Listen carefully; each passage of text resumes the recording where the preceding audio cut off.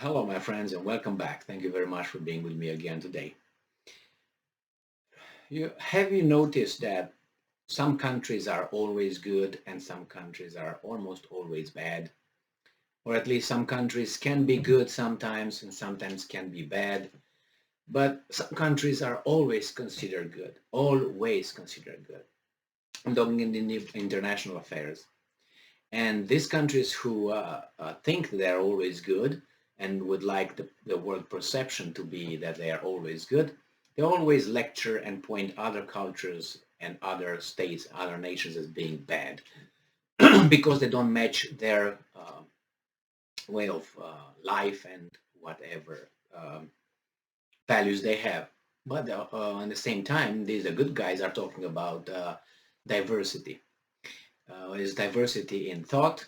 No. Diversity in culture? No. Because the cultures could come and collide with one another. So let's say I'm here from Romania, someone else is from Japan. How are we going to determine how we drive on the street, on the right side or on the left side? My culture said on the right, his culture said on the left. So that's tension. So you see, and then you got someone who doesn't want to in his countries, there are no roads, there are no cars, let's say. He doesn't want cars at all. So that means a diversity of cultures, they would collide at one point. The more, the worse in this case. Yeah, there are some things that could come together and, you borrow and you enhance the culture by, getting this trend and this trend. But when you share the same territory and you have two different opposing or more than two opposing cultures, that's room for tension. So we have here obviously United States, NATO, and they're very happy and celebrate the fact that Finland and Sweden finally they got to be grabbed and dragged into NATO. And might wonder what I mean dragged. Well, by pointing out that's the enemy, and therefore now is the chance you come in. And everybody's happy about it. Why? Because they came to the good people. Now, if the bad people do the same thing, the bad people, do the same thing, that's not going to be a good thing. But in our case, it's a good thing because we enhance our strength, we make it greater, we can defend ourselves. But that should not be allowed on the opposite. Why? Because they're going to get stronger. So obviously when Sweden, it was the expansions of NATO, expand multiple, five waves of the expansion, I think. Everybody was hailing it. See, yeah, we got stronger. Yeah, we're good, we're good. Now, let's say Russia will do the same thing.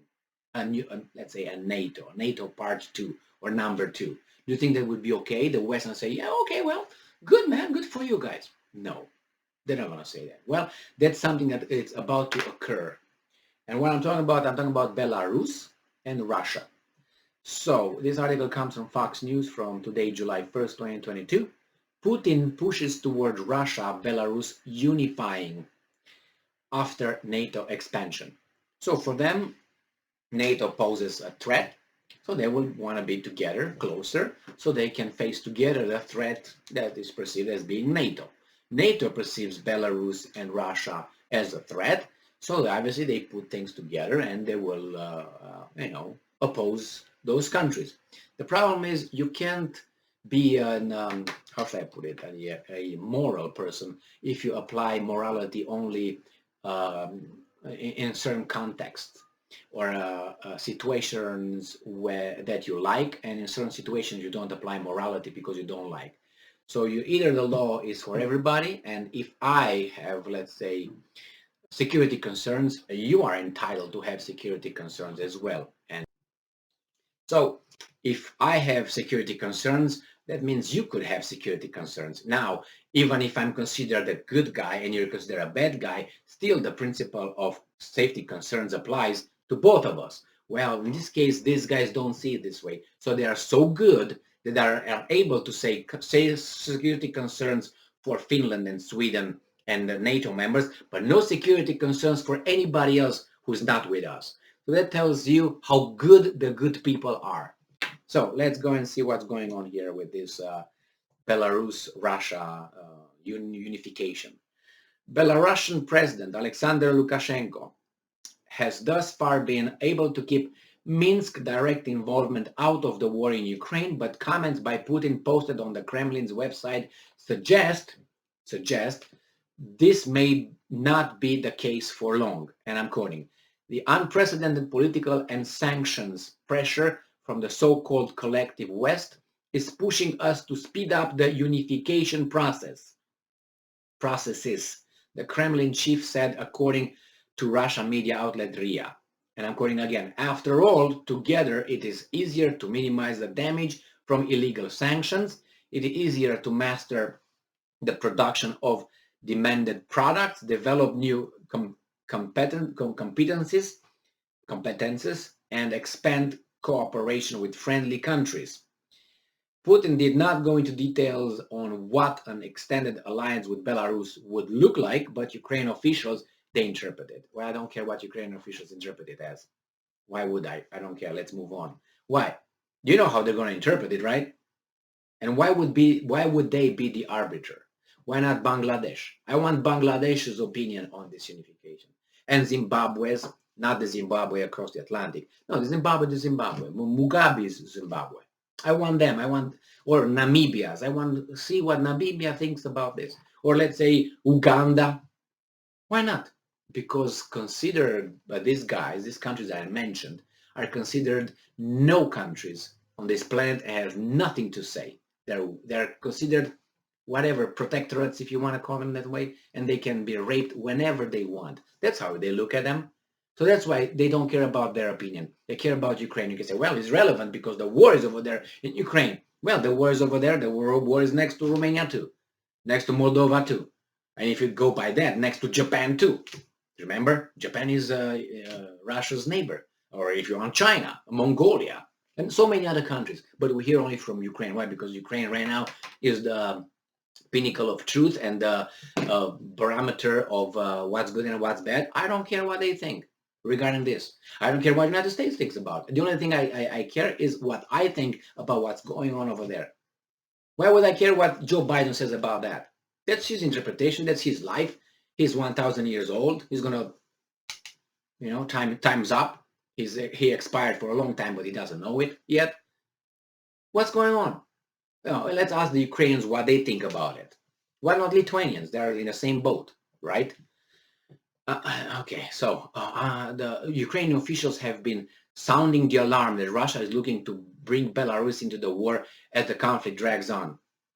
What about you, Ukraine? You've been trying to get everybody else with nuclear weapons in the war since the start of the war. What are you talking about? Again, if you apply a rule and you point the finger over there, there's 50 fingers that could be pointed at you for what you wanted to do. You want one of those guys to get directly involved in a hot war with Russia for your mistakes and their mistakes. And not mistakes, because this was not a mistake. Don't get this wrong. Ukraine was not a mistake. Ukraine was a carefully planned thing to occur. And don't think it was those guys over there who planned it. Think about the other ones and think about the Minsk agreements. Think about the 2014 overthrow of a legitimate, democratically elected government in Ukraine with the help of whom? I mean, please don't. The Russian president's comments came just days after NATO security alliance Putin has listed as his chief threat, the other way around. And they say that that's it, and it's both actually. Announced it was not only expanding its membership by adding Sweden and Finland, but increasing its military presence throughout Europe. Okay, well, this is what it is. We'll find out what that unification will look like. I don't think it's going to be a unification like they tried to, they being the Western countries, would try to portray it, and I tell you why. That means that Lukashenko, one of these guys, Lukashenko and Putin, has to give up his power or be the legal subordinate of the other one. As of now, Lukashenko is still independent. It depends on that because the other ones are stonewalling him forever. They call the so-called president a dictator and so on. So what do you want? You want him to go to you? That means he has to get down of his power. So the power is the main, subject here. He wants to stay in power. But if he's going to be a subject of Russia unifications, what Lukashenko going to be? co-president of Russian Federation, or is going to be the Lithuanian Polish Kingdom or whatever, Ducat or whatever it was.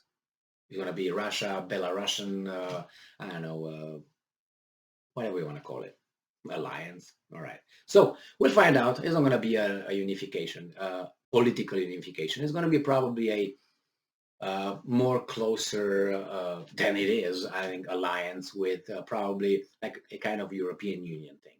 But Putin is going to be in charge. I guarantee you that. Thank you. And I don't know what position Lukashenko will get. I don't know.